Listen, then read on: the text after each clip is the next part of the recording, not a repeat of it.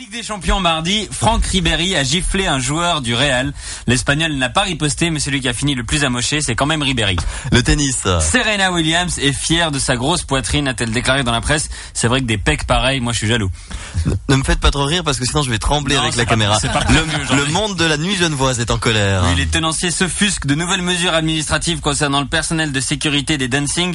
Selon eux, c'est du fichage et ils se demandent s'il faudra bientôt donner l'ADN des barman. Bon, au moins pour récolter l'ADN des barman, ce sera simple, il suffira d'aller le chercher dans les clientes.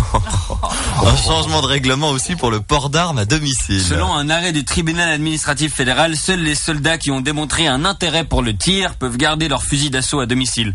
C'est tout à fait logique au niveau de la sécurité, on donne le fusil qu'à ceux qui aiment bien tirer avec. De la musique maintenant avec Nicki Minaj. Nicki Minaj qui a changé de look, je montre à la caméra de votre téléphone. Mon téléphone portable, oui. Oui, visiblement elle va arrêter de confondre son shampoing avec des stabilos, de laver tous les éléments de sa garde-robe à 800 degrés, de se maquiller avec un kit de bricolage de Noël. Donc les coiffures, maquillage et habits de mauvais goût, c'est derrière elle. Maintenant pour le mauvais goût, il y aura plus que sa musique. On enchaîne avec Francis Lalanne. Aucun rapport avec le mauvais goût, bien sûr. Tout le rapport avec le mauvais goût. Un club de foot de 5e division française a décidé de débaptiser son stade qui s'appelait donc Stade Francis Lalanne. Je comprends un peu, ça devait pas être un nom qui inspirait la peur chez les joueurs adverses. Leur stratégie c'était quoi? Ils voulaient chanter fort et faux pour que les défenseurs ils veuillent pas venir au marquage rapproché.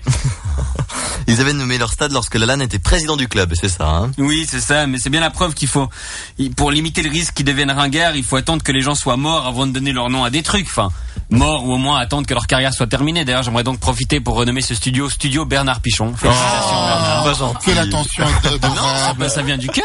Bien sûr. Oui, bien sûr. En fait, je pense qu'il faut que je vous filme dans l'autre sens, non? En mode paysage, pour que ce soit bien. Mais je pense que si tu changes de direction au milieu de la vidéo, ça va être très très bien. De la musique, toujours. Enfin, presque. Explosion de caca va sortir un CD. Moi, je pense pas que je vais l'acheter. Explosion de caca, c'est un peu comme Evelyn Widmer-Schlumpf. Le plus drôle, c'est leur nom, mais quand tu les écoutes, ça fait mal aux oreilles. On parle de mode, enfin, d'un mannequin. Kate Upton. Vous voyez qui c'est, Kate Upton? Sûr. Alors, petite devinette du matin, un hommage à notre ami Blasu. Qu'ont en commun la femme qui m'a mis au monde et la raison pour laquelle Kate Upton est connue? Je sais pas.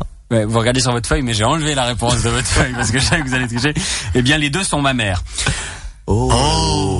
C'était la devinette de mère du matin. Et Kate Upton a déclaré qu'elle en avait parfois marre de ses seins. C'est donc un point commun entre elle et aucun homme de la planète. Une petite dernière pour terminer. Une Américaine qui voulait absolument perdre du poids et qui suivait un régime drastique à base de privation de sport et de sauna est décédée après 3 heures dans une cabane surchauffée. Son coach autoproclamé autodidacte a été arrêté par la police, mais il est satisfait parce que selon lui, d'ici quelques semaines à peine, elle aura perdu 60 à 70 kilos. Merci Thomas.